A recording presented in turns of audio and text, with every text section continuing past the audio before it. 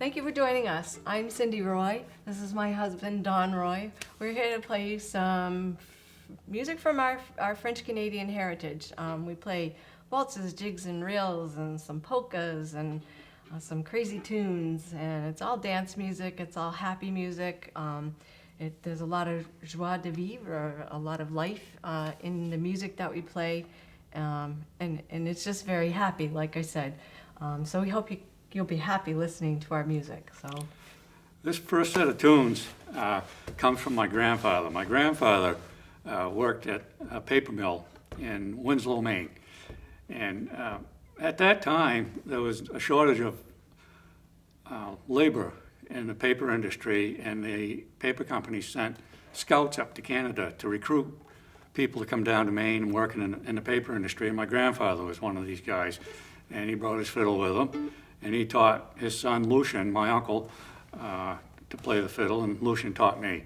So anyway, Pepe, we call this Pepe's set. And he brought these tunes, and like many tunes coming from that region in Quebec, they didn't have names.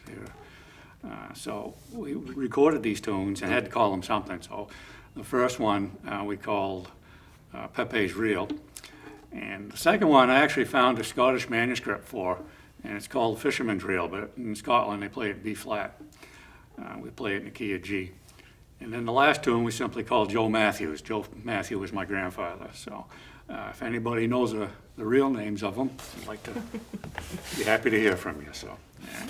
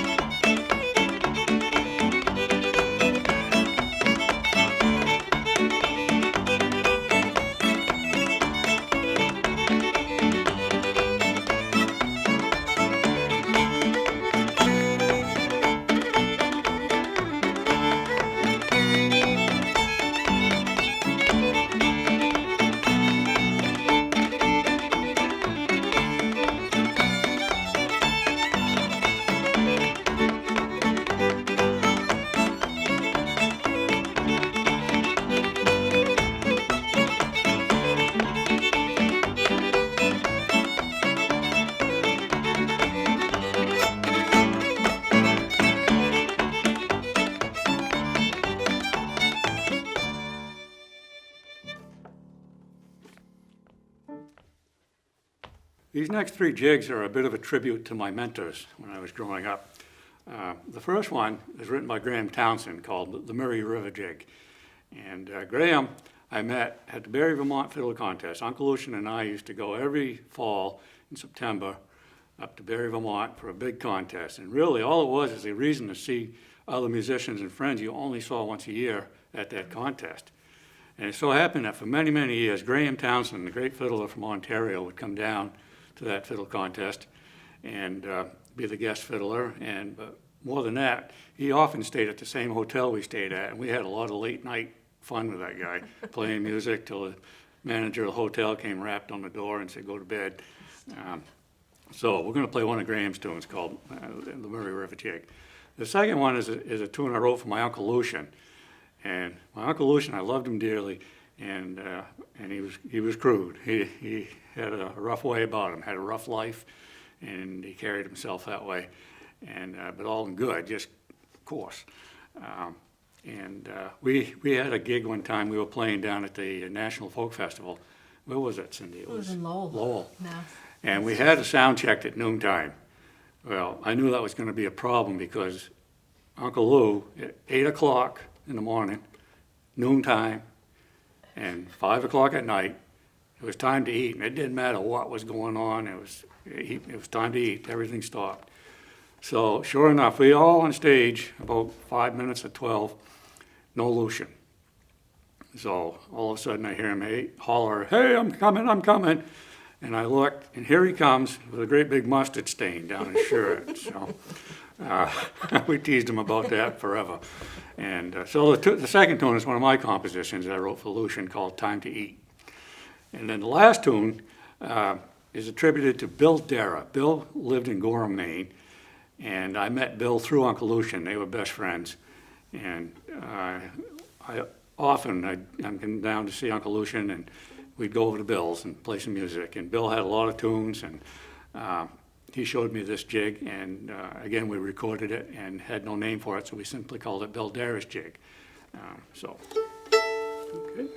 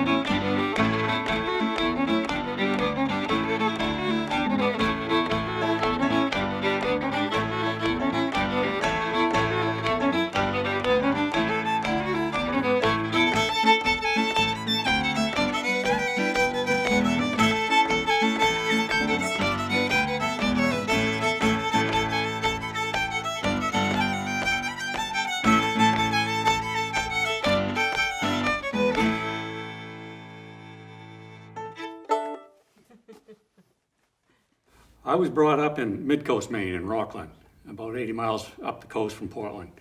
And on school vacations, my mother used to load me on the Greyhound bus and send me down to Westbrook, and I'd spend the week with Uncle Lucian. And often the days were spent fishing, and the nights were spent playing music.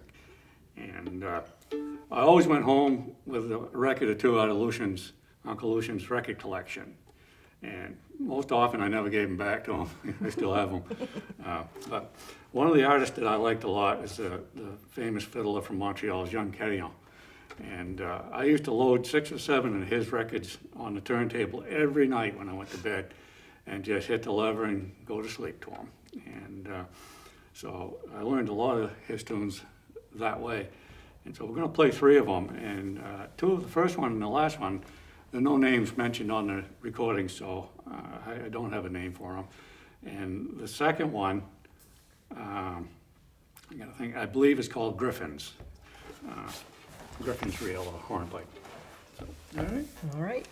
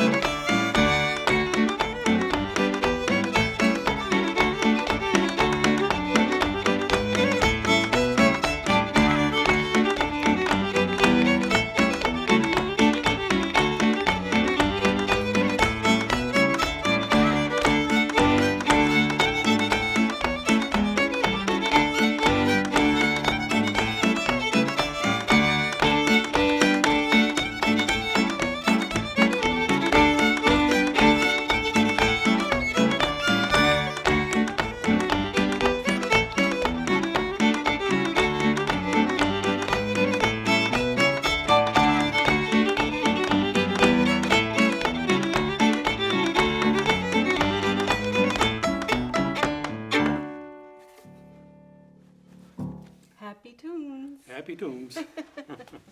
I also love the diatonic accordion from Quebec, and I listen a lot to Yves Healy, Philip Bruneau, Gaston Nollet, who else? Renaud Willette, and all those guys up there, they're all amazing. And I often will snag a tune from the accordion. And Stefan Landry's another one.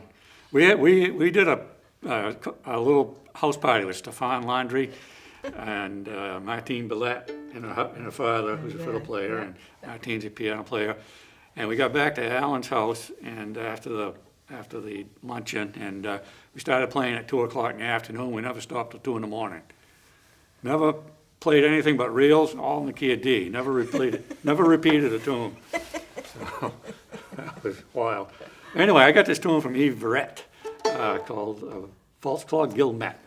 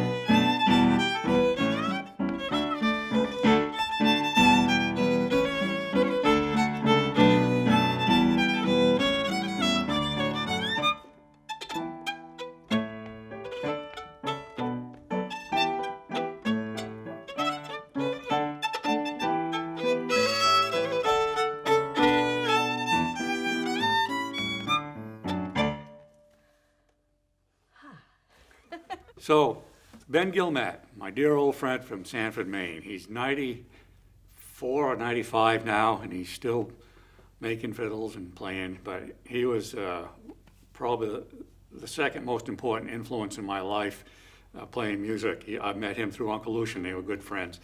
And Ben, to me, was probably one of the best waltz players that I've ever known as far as putting emotion and just absorbing your full amount of attention while he was playing. So I'd like to play a waltz for Ben, and one of his favorites, now one of ours. It's called Mother Mark's Waltz.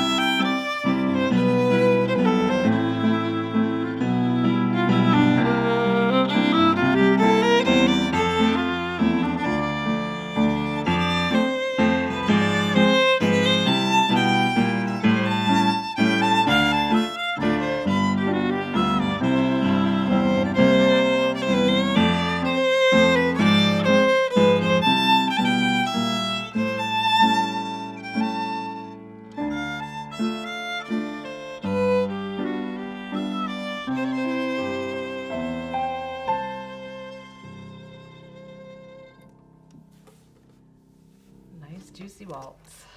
Bring a tear to a glass eye. One of our favorites. All right. Used to, another one of Lucian's albums that I grabbed was a Sean McGuire, The Music of Ireland, with the Four-Star Quartet. And to this day, still my favorite album. And so I listened to every Sean McGuire recording I could get. And that was the extent of my Irish influence. So I'll play a couple of Sean's tunes here for you.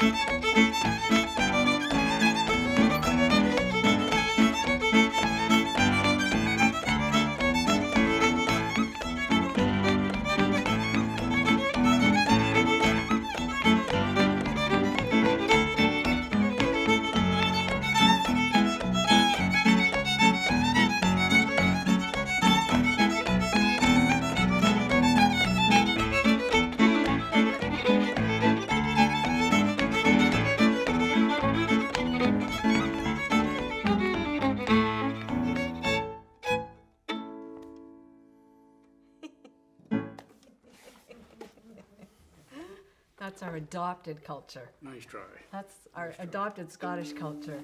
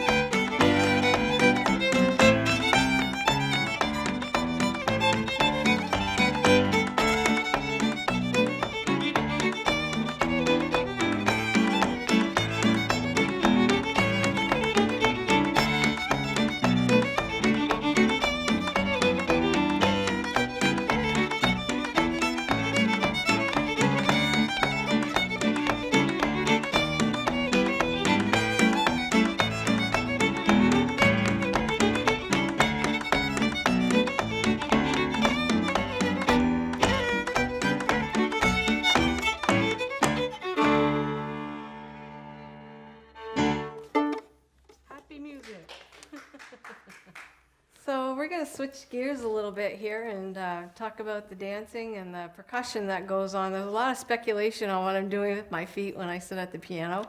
And I have my trusty little, we call it a thumper. It's basically a soundboard. It can just be a flat board. This one's it's a box, a hollow box. It does have a pickup on it so I can plug in when I'm at a big venue. But anyway, the tradition in the Quebecois tradition of the feet, it just provides a venue or an opportunity for those people who aren't musicians to take part in the music that's going on. So the fiddle player can be vigorously playing and all the accompanists play along. And if you're just kind of sitting there, it's kind of boring. So in the tradition of Quebec, they would tap the feet. And so that's what this is for. And that's what I'm doing back there when I'm on the piano. And providing that rhythm, it's a signature rhythm that you hear. It's 1, 2, 3, 1, 2, 3, 1, 2, 3, but it fits into a real time of 4, 4. But anyway, that's extraneous. And then the other part of it, besides the tapping of the feet, and I should say that at some point in time in the Catholic Church, the music that is played on this was considered the music of the devil. And so it was strictly forbidden in the church to play. And in places like Cape Breton, they couldn't dance. Because if the priest went by and saw them dancing, there'd be huge penance. So tapping the feet was a way to dance and still be in your seat and still be part of the wonderful music. And how can you not tap your feet? It's so happy and lively. And then the other part of it is the dance. And so for me, I grew up dancing. My grandfather was a fiddle player. He came from Tignish in Prince Edward Island, and he emigrated. He and my grandmother, they emigrated to Maine and raised their family in Westbrook. My grandfather also came here because of the mills, and my grandmother too. And they lived in Westbrook for their whole lives. And so I grew up dancing to this music. I lived with my mom and dad, with my grandparents from the time I was 1 until the time I was 5, while mom and dad saved money to buy or to build our house in Wyndham. So I was part of there was always a house party, and I remember them vividly from being this tall and dancing and having to be dragged off the dance floor because it was time for me to go to bed, and I didn't like that. So anyway, I did that for, when I was little, and I did disco dancing when I was in high school. I grew up in the 70s, that's what it is. But now I do this. And so I'm back home, yes. Yeah. I come back to my roots. And so anyway, we're going to do a jig and a reel. The first is a jig called MacDonald of the Isles. It's a Scottish tune. And the second tune is it's a reel.